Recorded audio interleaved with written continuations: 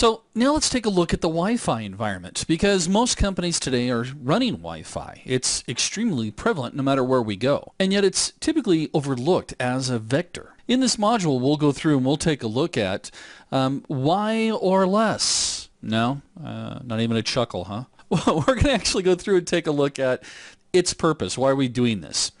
The first and foremost, we're going to be looking for different security loopholes that maybe have been overlooked. We should also be testing and validating different security devices or protection controls that are in place to see if they're doing their job.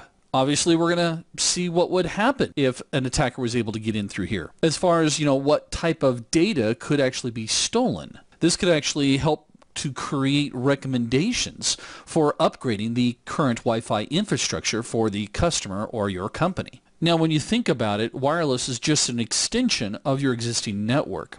So some companies actually opt out, or they may consider this a separate pen test, and that's okay. Just make sure that they understand if they're skipping it with you, that is definitely a mechanism or a way that could be used against them. I personally am not a big fan of separating out this particular pen test. Remember, our whole goal here is to help give them a threat assessment as well as risks and preventions and how to respond. To me, overlooking this technology is a big no-no. So we'll go through and take a look at why or less. Is that any better? We'll go through and take a look at the steps that we need to run through. And those are going to be, obviously, we need to identify the devices.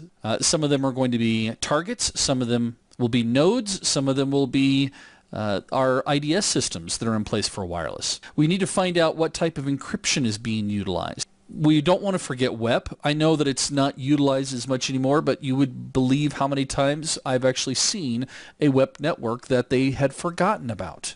But we'll also go through and test for WPA and WPA2 penetrations. We'll then go through and just take a look at general Wi-Fi penetration testing techniques or steps that we need to go through. And then, of course, yes, we're going to talk about documentation, but I'm going to, again, make it as briefly as possible.